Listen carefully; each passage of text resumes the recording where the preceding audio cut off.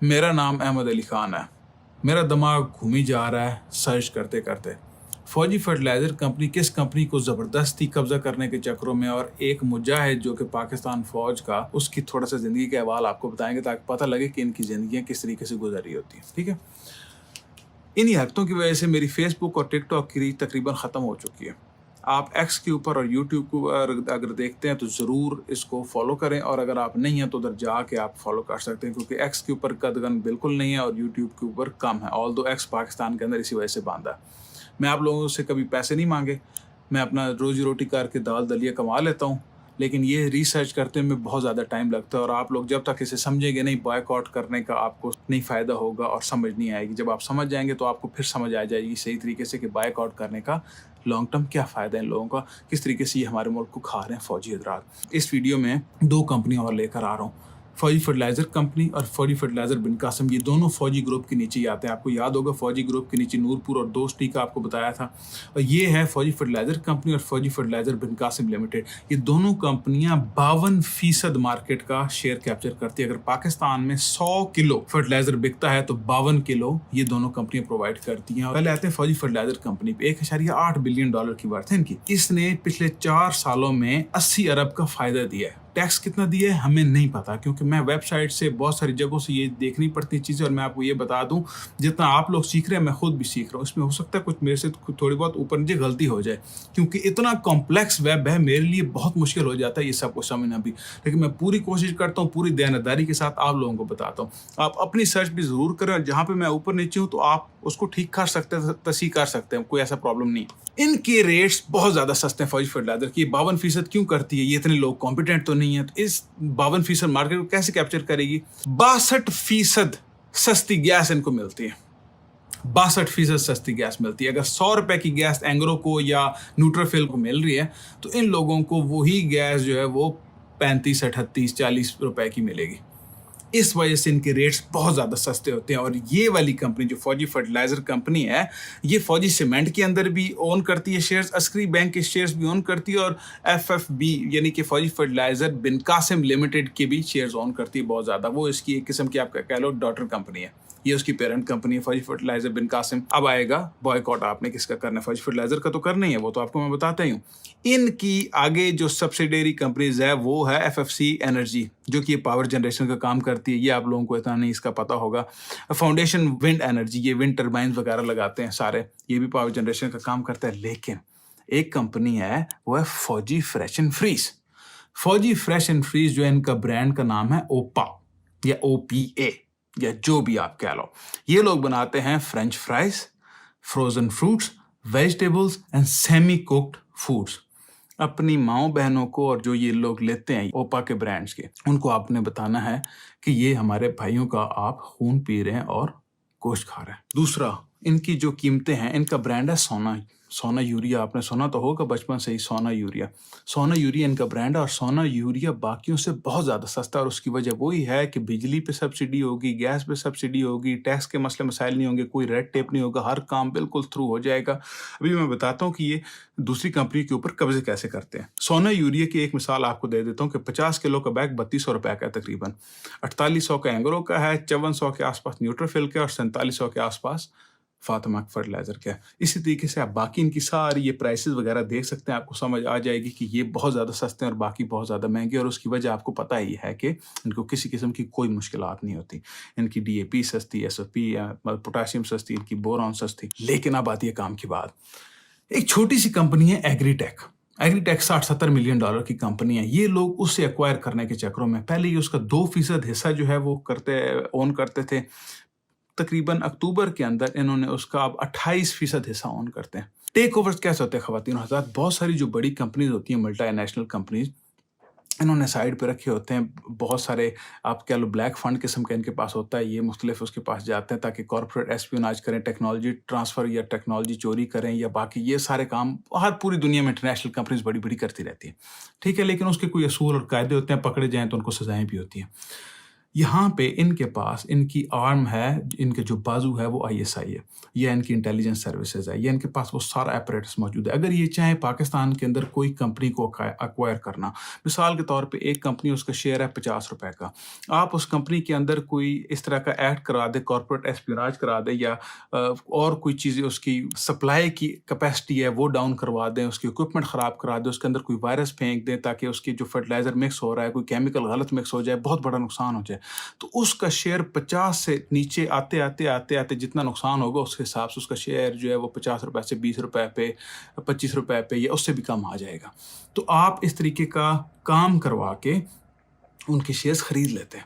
जब उनके शेयर्स खरीद लेते हैं, या फिर दूसरी लिहाज से ब्लैकमेल करवा के CEOs वगैरह को, उनको, अब देखो ना पूरे पाकिस्तान के ये बच्चे उठा रहे हैं, गोलियां मार रहे हैं बच्चों को, तो आप सोचो कि जो CEOs इनके कंपेटिटर्स होंगे वो अगर ज़रा सा भी इनसे आगे बढ़ेंगे तो ये उनके साथ क्या करेंगे, ये कंपनी अक्वायर कर लेंगे। तो उस तरीके से करके ये लोग जिस कंपनी के ऊपर अक्वायर कर सकते हैं वो कर लेते हैं।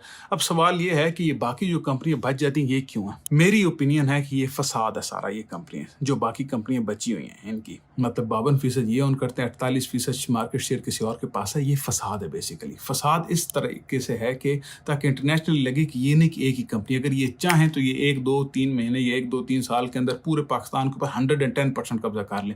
अभी भी है 100% ही कब्जा इनका, लेकिन ऊपर एक फसाद डाला हुआ है कि जी कंपटीशन है, हम कम्पीट करते हैं, ये करते हैं, वो करते हैं। इस वजह से ये एग्री टैक्स जो है, इन लोगों ने इसको अभी एक किस्म का टेक ओवर चल रहा है आहिस्ता आहिस्ता।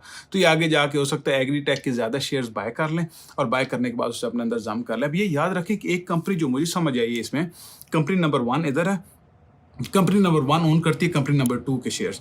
कंपनी नंबर 2 की आगे से डॉटर कंपनी है एक और, तो ये कंपनी नंबर 1 और 2 जो है ये मिल के शेयर ओन करती हैं 3 के साथ, और ये तीनों मिल के किसी और के अंदर शेयर, और वो इनके अंदर शेयर, और ये सारे आपस में ही शेयर खेलते खेलते इन्होंने मजे किए हुए।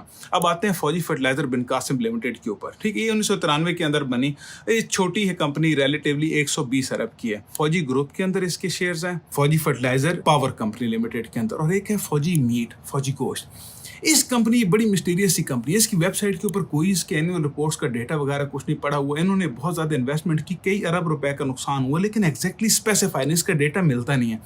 और ये फौजी मीट गोश्त वगैरह सप्लाई करते हैं, इन लोगों ने बेतहाशा नुकसान किया, लेकिन इनको कोई सवाल पूछने वाला नहीं है कि इतना नुकसान कहाँ से हो गया आपका। फौजी फूड लिमिटेड के अंदर फौजी फर्टिलाइजर बिन कासिम जो है वो 47% के आसपास उनके शेयर ही ऑन करती है। बिन कासिम लिमिटेड जो है वो फौजी पावर कंपनी के अंदर भी इसके अच्छे खासे शेयर्स हैं, फौजी मीट को भी ऑन करती है। एस्क्री बैंक जो है वो शेयर्स हैं उसके, एस्क्री बैंक के अंदर भी इसके। फौजी सीमेंट है, फाउंडेशन वाइल्ड एनर्जी लिमिटेड है, जो कि ऊपर आपको पता लगा था FFC की कंपनी थी। सो ये सारी कंपनियां, सिंपल समझने के लिए दिमाग ख़राब हो जाता है, ये सारी कंपनियां मजनी बहन होनी, एक दूसरे के शेयर ही ओन किए जा रहे हैं। कुछ शेयर मार्केट के अंदर फ्लोट करते हैं आम जनता के लिए, और वो आप मतलब मिसाल के तौर पर आपको किसी कंपनी का डिसीजन करने के लिए 50.01% आपको चाहिए होता है, या 51% आप कह लो आपको चाहिए होता है। तो ये कंपनियां मिल के, एक कंपनी जो होगी इनकी वो ऑन करेगी 49%, दूसरी कंपनी ऑन करेगी 10% या 15% या 20%, जो भी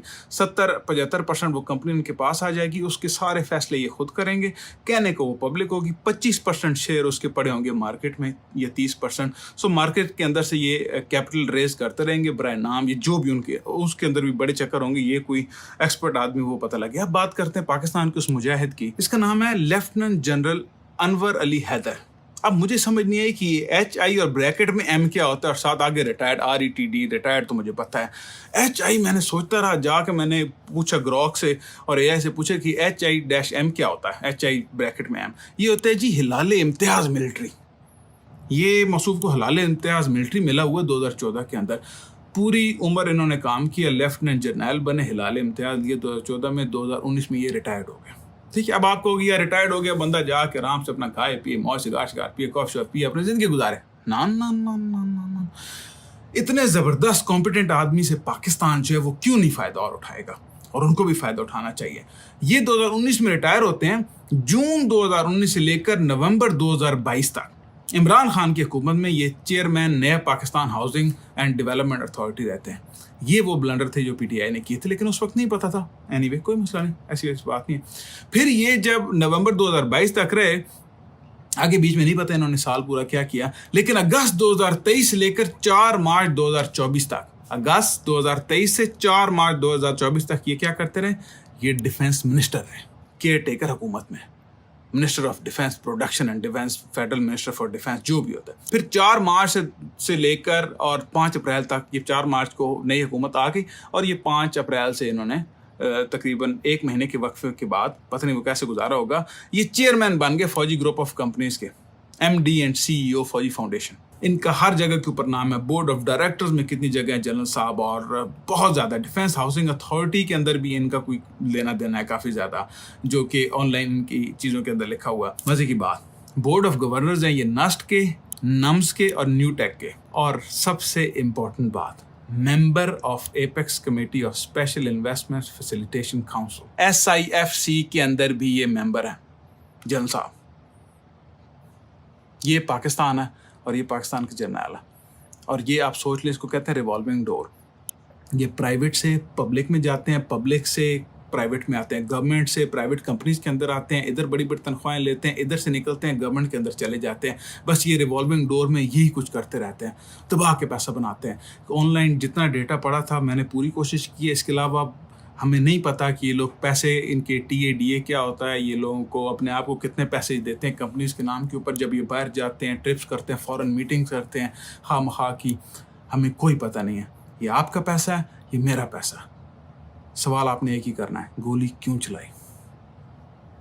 खुदा हाफिज।